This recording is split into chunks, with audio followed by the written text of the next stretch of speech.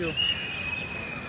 जी जी बिल्कुल, मैं मौजूद हूँ लाहौर लारनस बाग। चूँकि आज काफ़ी गर्म ईद गुजरी और सारा दिन गर्मी की वजह से लोग अपने घरों में ही रहे। लोगों का ये कहना है कि घरों में मुख्तलिफ़ किस्म के वो खाने पकाते रहे और इसी सूरत में बच्चों को बाहर नहीं निकाला गया। लेकिन जो ही शाम हुई तो लोगों की एक बहुत बड़ी तादाद ने बागों का रुख किया है। और मैं चूँकि इस वक्त लारनस गार्डन में मौजूद हूँ और यहाँ पर काफ़ी गहमा गहमी नज़र आ रही है।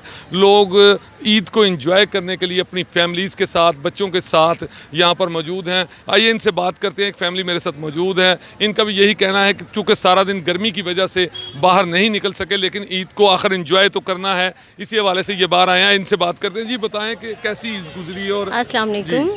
ईद तो बस खाना पकाते हुए किचन में गुजर गई। बाकी फवाद चौधरी साहब ने कहा था कि आज मौसम बहुत अच्छा होगा, उस हवाले से हम निकल तो आए हैं। अब देखें कि क्या होता है। यहाँ पर फ़िलहाल तो बहुत गर्मी है, लग नहीं रहा कि एंजॉय होने वाला है। यहाँ से भी दौड़ ही लगने वाली है।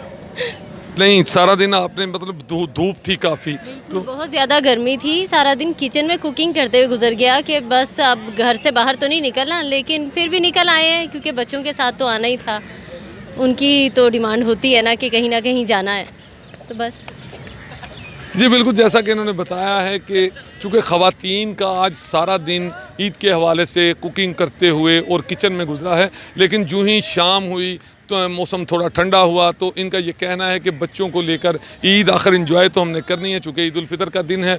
दूसरी बात इन्होंने ये भी बताया ये गया था कि थोड़ा मौसम चेंज होगा, ईद के रोज़ थोड़ी मौसम की चेंजिंग होगी, थोड़ी गर्मी कम होगी। इसी हवाले से हम निकल तो आए हैं, लेकिन आहिस्ता आहिस्ता देखते हैं। बहरहाल लोग यहाँ पर लाहौर लारनस गार्डन में काफ़ी ज़्यादा ईद को एंजॉय करते हुए दिखाई दे रहे हैं। जी।